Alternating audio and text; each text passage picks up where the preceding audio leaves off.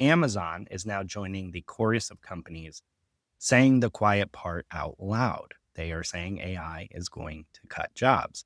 In a memo to employees, Amazon CEO Andy Jassy confirmed that as the company rolls out more AI tools and agents, it expects to need, quote, fewer people doing some of the jobs that are being done today. Now, this is being framed as an efficiency gain. They're not announcing as of right now mass layoffs due to this, but they are talking about kind of rebalancing towards different kinds of roles.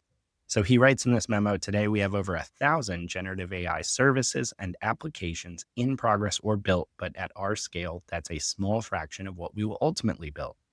We're going to lean in further in the coming months. We're going to make it much easier to build agents and then build or partner on several new agents across all our business units and G&A areas.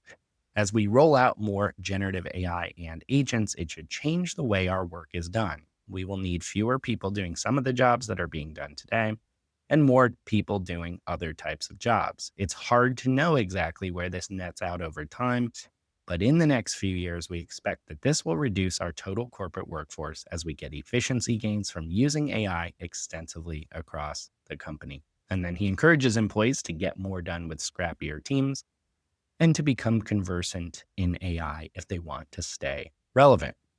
So, Paul, this is just the latest in this trend we are talking about more and more. It seems like sometimes we're a little bit of a broken record on this, but it is just so critical to talk about these warning signals that continue to flash among leading companies, because it seems like, I mean, do you agree that we're seeing more and more of these indicators? Oh yeah. Yeah. We're at the leading edge now of the world waking up to this for sure. So I'll kind of end my thoughts here on the Jassy memo, but I'll start with the day after the Jassy memo. Wall Street Journal published an article titled "The Biggest Companies Across America Are Cutting Their Workforces." In the article, it says it isn't just Amazon. There's a growing belief that having too many employees will slow a company down and that anyone still on the payroll could be working harder. Corporate America is convinced fewer employees means faster growth. U.S. public companies have reduced their white-collar workforces by a collective 3.5% over the past 3 years. The workforce cuts in recent years coincide with a surge in sales and profits, heralding a more fundamental shift in the way leaders evaluate their workforces. The cuts go beyond typical cost trimming and speak to a broader shift in philosophy. Adding talent, once a sign of surging sales and confidence in the future, now means leaders must be doing something wrong.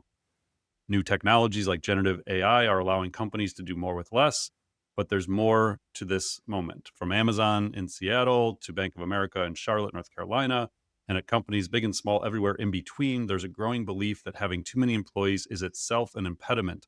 The message from many bosses, anyone still on the payroll could be working harder. Then it shared examples of Procter & Gamble said this month they would cut 7,000 jobs or 15% of its non-manufacturing workforce to create broader roles and smaller teams. They cited Estee Lauder and a dating app operator Match Group recently said they had each jettisoned around 20% of their managers. Microsoft, meanwhile, plans to lay off thousands of employees in its sales department and other teams in coming weeks as it looks to thin out its ranks. And they quoted tech investor and former Adobe executive Jason Lemkin. He said on a venture capital podcast last month, everyone with 500 employees and up that I talked to off the record, including public companies, says I don't need 30 to 40% of my team. That's a pretty Significant big number. Workers are contending with much bigger workloads, more responsibilities, and a nagging fear about their job security and future prospects. Quick pause here, Mike, before I finish on this. This is why I keep stressing, if you just talk about AI, people are already afraid for their jobs. Like, you can't just say we're going to do AI without doing change management and being transparent as a leader about what's coming when people we already know are seeing these headlines. Okay, back to the article. It says managers have been an especially ripe target for cutting, though. Live data technologies data show public companies have pared back their non-managerial ranks recently, too. The number of managers dropped 6.1%, between May 2022 and May 2025, executive level roles fell 4.6%.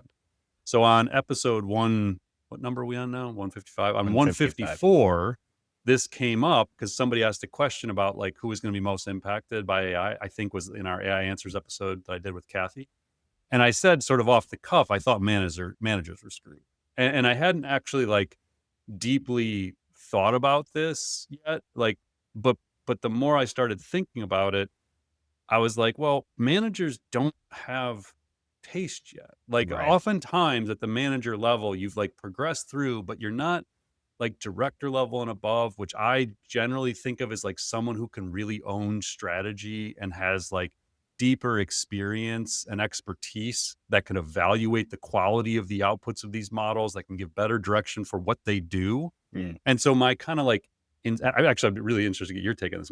My instinct, and this has shifted. This was something that like started shifting me mentally last week. Was maybe entry levels gonna have a little bit better time in the near term because they can work with the models to do the outputs, but they need someone with taste and expertise to tell them what to have the models do. Yeah. And then you need someone who can assess the output, which needs to be someone with taste and expertise. Yep. And so who gets squeezed in that is like the middle manager who maybe doesn't have that yet. Like, do you have any reaction to this, Mike? Like, who do you think might be most impacted? That makes perfect sense to me. I tend to think of it, at least in the near term, as almost a barbell, right? You know, those entry level people on one end who, with the caveat, as long as they're actually mastering AI and bringing that to the table, it's just inherently cheaper to have them do all the stuff with AI that we'd want to enable. And then at the other end of the barbell, yeah, there's people that have the intangible, the taste, the strategic outlook that can be the AI verification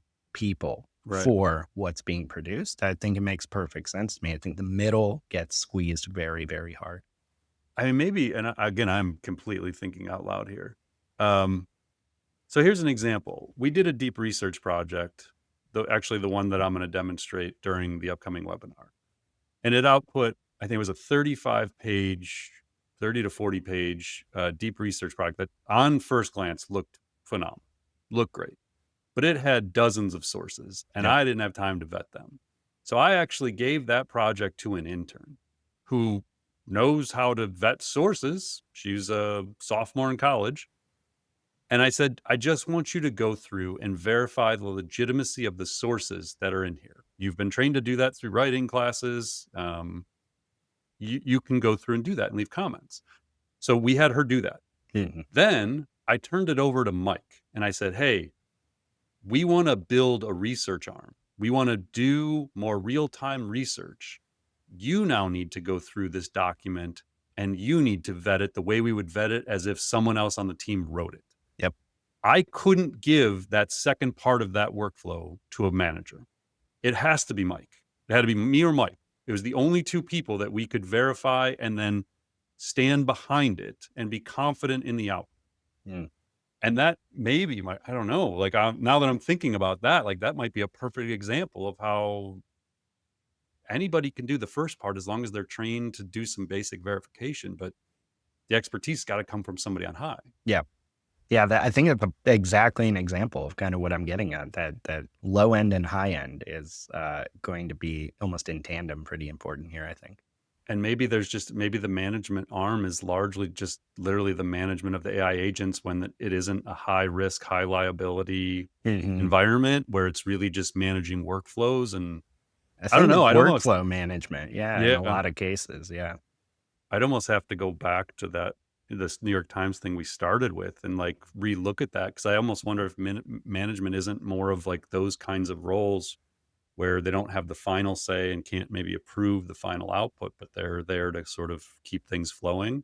Question is just like, do you need as many of those people? I don't know. Right, right. And how much of those, I wonder too, how much of the verification or trust related skills just get baked into every job, Yeah, right? yeah, it's just literally a part of your job description. Yeah. Okay. Well, all right. So then one other one I'll throw out, Mike, here is that caught my attention last week is Vista Equity Partners CEO Robert Smith said last week that 60% of the 5,500 attendees at the Super Return Conference will be out of work next year. He said, quote, we think that next year, 40% of the people at this conference will have an AI agent, and the remaining 60% will be looking for work. Now, I don't know Robert Smith. I don't know his deep understanding of AI. That quote on its own sort of makes me question slightly, like, and he might just be broadly applying AI agent to mean something bigger, but Yeah. like to boil it down to, you'll have an AI agent, Mike, and so you're not going to need to teach. That's not how this plays out, but maybe let's assume in the spirit of this conversation, he understands he probably means a network of AI agents and like something much more, Hmm. versus just a provocative headline to, stir up the audience. But okay, so we think the next year, 40% of people at this conference will have an AI agent, and the remaining 60% will be looking for work. Emphasized in his remarks at the event that all of the jobs, quote unquote, currently carried out by 1 billion knowledge workers today would change due to AI. That is a global number. In the Hmm. US, there's about 100 million knowledge workers. So I assume he's referring to some larger global number. He then said, quote, I am not saying they will all go away, referring to the billion knowledge work jobs, but they will change. You will have hyper productive people in organizations, and you will have people who will need to find other things to do. Now, why would we share this article and Robert Smith's opinion? Well, Vista is one of the largest private equity firms in the world with over 100 billion in assets under management. And what have I said time and time again? If it is a publicly traded company, if it is a venture-backed company, or is a private equity-owned company, efficiency and productivity is what they seek. It is how you get higher margins and you provide returns to your stakeholders, your shareholders. It is required. They have a fiduciary responsibility to do exactly what he's saying. So that brings us back to the Jassy memo. I applaud Andy Jassy and Amazon for doing this. I think we have to have way more transparency. But what was missing from it, and what I hope we get more of, is a commitment from Amazon around AI education and training, reskilling and upskilling workforces, and change management. Otherwise, all that memo is a PR move to soften the blow when they announce a 20% layoff in the Hmm. next 12 months. With the I told you it was coming.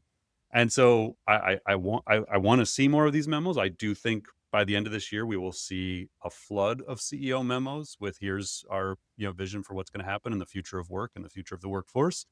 But if those memos don't come with a plan to prepare the workforce for that future, then it's nothing more than PR, and not great PR at that. Hmm. Yeah, we'll have to keep an eye on if Amazon makes any announcements in the next 6 to 12 months on that front. Yeah.